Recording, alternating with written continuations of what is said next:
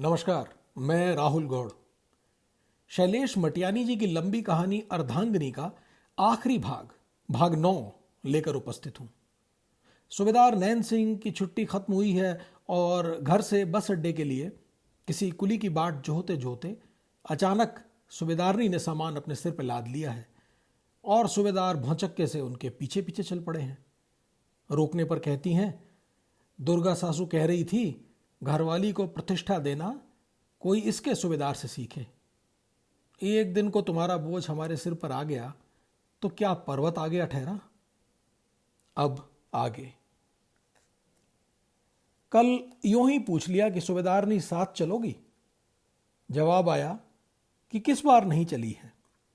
जब छाया न रहे तब समझो कि साथ नहीं है, और इस वक्त साथ चल रही हैं तो छाया से ज्यादा कहां है। प्रकृति की भांति सूबेदारनी भी तो ज्यों त्यों ओझल, त्यों त्यों और प्रत्यक्ष होती जाती है। हर बार यही होता आया है। बस में बैठते ही स्मृतियां पक्षियों के झुंडों की तरह उदित हो जाती हैं भीतर। कौन दिन, कौन क्षण कैसा बीता सूबेदारनी के साथ, जंगल में की हवा की तरह बजने लगता है भीतर। यहां से कैंप पहुंचने तक नदी की यात्रा है। अचानक रुकी और 2 मिनट ठहरना कहते कहते सूबेदारनी ने सिर पर का सामान दीवार पर रखवा देने का इंगित किया। सूबेदार को लगा चढ़ाई चढ़ते थक गई हैं।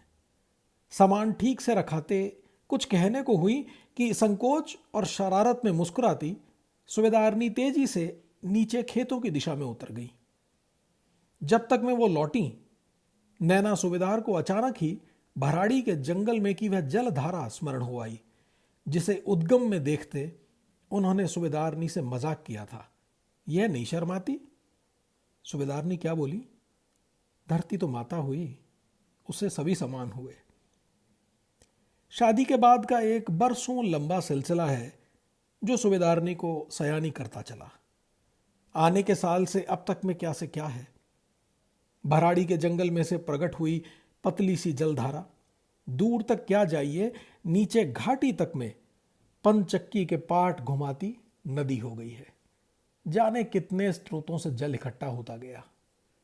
रोकते रोकते भी फिर सामान उठा लिया। चल पड़ने से पहले बोली, आप जाने लगते हो तो जाने क्या होता है। भीतर भीतर ठंड सी मालूम पड़ती है। इस बार तो दूर तक का साथ हुआ। पिछली बार आंगन में ही खड़ी थी। आप आंखों से ओझल हुए कि तब भी। जब तक में नैना सूबेदार कुछ कहने की कोशिश करें, वो चल पड़ी 2 कदम पीछे चलते साफ साफ दिखती हैं। सिर पर के बोझ और असमतल रास्ते के कारण कमर दाएं बाएं लचकती हैं तो सुनहला सा गोरा रंग नजर थाम लेता है। पिंडलियों पर से घाघरे का पाट उठता है तो मछली के पानी में करवट मारते होने की सी झिलमिल। जाते समय सूबेदारनी हर बार ऐसी हो आती हैं कि नदी का छूटना है। सफर करते में घंटों बाद कहीं कोई नदी आती है रास्ते में तो कैसे उसकी आब ऊपर तक आती मालूम पड़ती है। यह आर्द्रा कभी नहीं छूटती। बाहर ओझल होते ही भीतर बहने लगती है। बिल्कुल चुप के आस्तीन से आंखें पहुंची तो भी कुछ आवाज सी आती सुनाई पड़ी। नैना सूबेदार ने जर्सी की जेब में से निकालकर चश्मा लगा लिया। सूबेदारनी चली जा रही थी। उनका तेज चलना हाथ में बंधी घड़ी पर वजन डालता मालूम पड़ रहा था। दोनों हाथ ऊपर को उठाए चल रही हैं तो औरत होना अपनी भाषा बोलता सा सुनाई पड़ता है। नदी में नहाकर किनारे जाइए, कपड़े बदलिए, वापस लौट चलिए। थोड़ा स्मृति पर जोर देने की कोशिश करिए कि नदी के बहते होने की आवाज खास तौर पर पहाड़ में कितनी दूर दूर तक साथ आती है। मुख्य सड़क तक पहुंचने से पहले ही कुछ कुली कंधे पर रस्से डाले शहर की तरफ जाते दिख गए तो सूबेदार ने जोरों से पुकार लिया। वो ठिठके तो आने का संकेत किया। तब तक में सूबेदारनी ने सिर पर से सामान उतार दीवार पर रख दिया। 1-1 रुपए के नोटों की एक नई गड्डी जर्सी से निकाल सूबेदारनी के हाथों में थमाई नैना सूबेदार ने। कहा कुछ नहीं। हाथों को कुछ क्षण यूं ही थामे रहे। सूबेदारनी ही हंस पड़ी। इतनी ज्यादा रकम दे रहे हो मजदूरी में, अगली बार भी हम ही लाएंगे साहब का सामान। सूबेदारनी हंस रही थी। हाथों को अलग करना कठिन हो गया। बेल लिपटी जान पड़ती है। एकाएक भराड़ी के जंगल में न्योली गाते समय का परिदृश्य छा गया। भीतर कोई फूट सा पड़ा, छोड़ो यार सूबेदार, सारा बोरा बिस्तर भूल जाओ यहीं सड़क पर।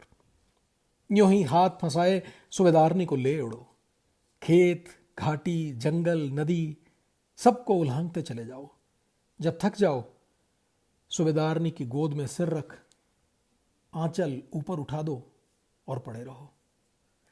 इस हिमशिखर के पार का झरना साफ दिखाई देता है। झांको तो खुद के प्रतिबिंब झलकते हैं। कुली ने सामान लाद लिया तो सूबेदारनी ने पांवों को स्पर्श किया और सिर तक समा गई।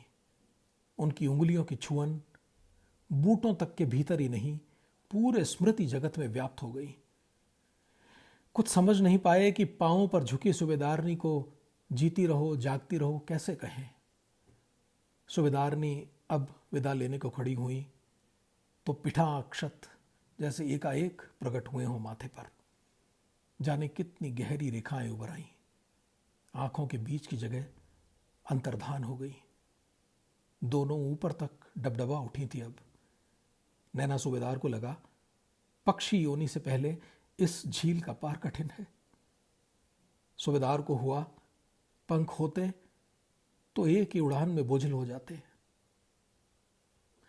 ऊपर पक्की सड़क तक पहुंचने में सूबेदार मुड़े नहीं। गांव की कच्ची सड़क का मुहाना मुख्य सड़क में समा गया। तब पलट कर देखा, सूबेदारनी इसी ओर टकटकी लगाए खड़ी थी। ओझल होते तो उन्हें ही देखना है। ये कहानी अर्धांगिनी आज समाप्त हुई। आशा करता हूं कि आपको पसंद आई होगी। हृदय से आभारी हूं आपका मेरे मित्र कि आपने मेरे साथ ये सफ़र किया, मेरी हौसला अफजाई की। इस सुंदर कहानी के सभी 9 भाग अपने मित्रों के साथ भी साझा करें। इतनी खूबसूरत कहानी शायद औरों तक भी पहुंचनी चाहिए। मेरा प्रयास रहेगा कि आगे भी कुछ सुंदर, कुछ मज़ेदार पढ़ने को मिले तो मैं आपसे बांटूंगा। फिर किसी नए सफ़र में मिलना होता है। तब तक के लिए राहुल गौड़ का नमस्कार।